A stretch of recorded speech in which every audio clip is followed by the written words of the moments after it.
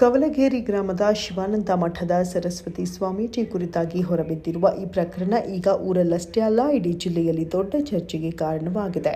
ಗ್ರಾಮಸ್ಥರಿಗೆ ಆಧ್ಯಾತ್ಮಿಕ ಕೇಂದ್ರವಾಗಿದ್ದ ಮಠವೇ ಈ ರೀತಿ ವಿವಾದದ ಕೇಂದ್ರ ಬಿಂದು ಆಗಿರುವುದು ಭಕ್ತರಲ್ಲಿ ಆಘಾತ ಮತ್ತು ಆಕ್ರೋಶ ಎರಡನ್ನೂ ಉಂಟು ಮಾಡಿದೆ. ವೈರಲ್ ಆಗಿರೋ ವಿಡಿಯೋದಲ್ಲಿ ಸ್ವಾಮೀಜಿ ಮಠದ ಆವರಣದಲ್ಲೇ ಮಹಿಳೆಯೊಬ್ಬರಿಂದ ಮಸಾಜ್ ಮಾಡಿಸಿಕೊಳ್ತಾ ಇರುವುದು, ನಂತರ ನಗ್ನವಾಗಿ ಸ್ನಾನ ಮಾಡ್ತಾ ಇರುವ ದೃಶ್ಯಗಳು ಕಾಣಿಸುತ್ತಿವೆ ಎನ್ನುವಂತಹ ಆರೋಪಗಳಿವೆ. ಈ ದೃಶ್ಯಗಳನ್ನು ರಹಸ್ಯವಾಗಿ ಮೊಬೈಲ್ನಲ್ಲಿ ಚಿತ್ರೀಕರಿಸಲಾಗಿದೆ ಎನ್ನಲಾಗ್ತದೆ. ವರ್ಷಗಳಿಂದ ಸನ್ಯಾಸಿಯಂತೆ ತ್ಯಾಗ ತಪಸ್ಸಿನ ಮುಖವಾಡ ಹಾಕೊಂಡಿದ್ದ ಸ್ವಾಮೀಜಿಯ ಈ ವರ್ತನೆ ಭಕ್ತರ ಧಾರ್ಮಿಕ ಭಾವನೆಗಳಿಗೆ ಭಾರೀ ಪೆಟ್ಟಾಗಿದೆ.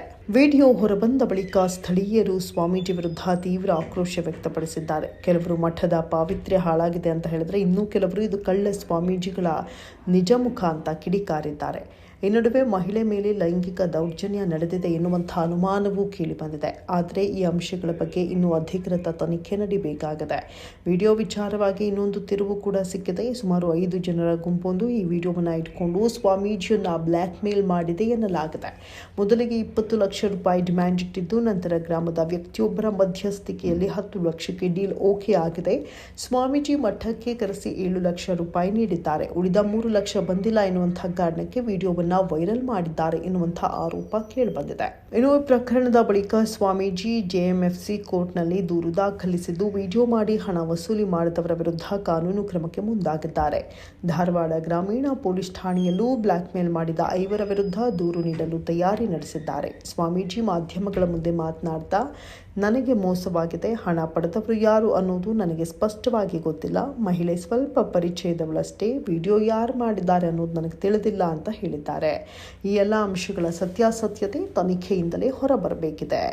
ಈ ಘಟನೆಯಿಂದ ಕವಲಗೇರಿ ಗ್ರಾಮದಲ್ಲಿ ಗೊಂದಲದ ವಾತಾವರಣ ನಿರ್ಮಾಣವಾಗಿದೆ. ಮೊದಲಿಗೆ ಆಕ್ರೋಶಗೊಂಡ ಗ್ರಾಮಸ್ಥರು ಸ್ವಾಮೀಜಿಯನ್ನ ಮಠದಿಂದ ಹೊರಹಾಕಿದ್ರು. ಆದರೆ ನಂತರ ಮತ್ತೊಂದು ಗುಂಪು ಮತ್ತೆ ಸ್ವಾಮೀಜಿಯನ್ನ ಮಠಕ್ಕೆ ಕರೆದುಕೊಂಡು ಬಂದಿದೆ. ಇದರಿಂದ ಊರಿನಲ್ಲಿ 2 ಬಣಗಳಾಗಿ ಮಾತಿನ ಚಕಮಕಿ ನಡೀತಾ ಇದೆ. ಒಂದು ಕಡೆ ಸ್ವಾಮೀಜಿಯ ವರ್ತನೆಯನ್ನ ತೀವ್ರವಾಗಿ ಖಂಡಿಸುವವರು ಇದ್ರೆ, ಇನ್ನೊಂದು ಕಡೆ ನ್ಯಾಯಾಲಯದ ತೀರ್ಪು ಬರುವವರೆಗೂ ತೀರ್ಮಾನ ಮಾಡಬಾರದು ಅನ್ನೋರು ಕೂಡ ಇದ್ದಾರೆ.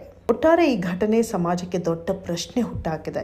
ಜನರಿಗೆ ಮಾರ್ಗದರ್ಶನ ಕೊಡಬೇಕಾದ, ಆದರ್ಶಪ್ರಾಯವಾಗಿ ಬದುಕಬೇಕಾದಂತಹ ಸ್ವಾಮೀಜಿಗಳೇ ಇಂಥ ವಿವಾದಗಳಲ್ಲಿ ಸಿಲುಕಿದಾಗ ಸಾಮಾನ್ಯ ಜನರ ನಂಬಿಕೆಗೆ ದೊಡ್ಡ ಹೊಡೆತ ಬೀರುತ್ತೆ. ಮಠ ಮಂದಿರಗಳ ಮೇಲೆ ಜನ ಇಡುವ ವಿಶ್ವಾಸ ಕಳಚಿಕೊಳ್ಳುವ ಅಪಾಯವೂ ಇದೆ. ಧರ್ಮ ಅನ್ನೋದು ವ್ಯಾಪಾರಕ್ಕೂ ಕಾಮದಾಹಕ್ಕೂ ಉಪಯೋಗವಾಗಬಾರ್ದು ಎನ್ನುವಂತಹ ಸಂದೇಶ ಈ ಪ್ರಕರಣ ಕೊಡ್ತಾ ಇದೆ. ತಪ್ಪು ಯಾರಿಂದಲೇ ಆಗಿರಲಿ, ಕಾನೂನು ತನ್ನ ಕೆಲಸ ಮಾಡಬೇಕು. ಜೊತೆಗೆ ಸಮಾಜವೂ ಎಚ್ಚೆತ್ತುಕೊಂಡು ವ್ಯಕ್ತಿ ಪೂಜೆಗಿಂತ ಮೌಲ್ಯ ಪೂಜೆಗೆ ಒತ್ತು ಕೊಡಬೇಕಾದ ಸಮಯ ಬಂದಿದೆ ಅನ್ನೋದನ್ನ ಈ ಘಟನೆ ಮತ್ತೆ ನೆನಪಿಸಿಕೊಡುತ್ತೆ.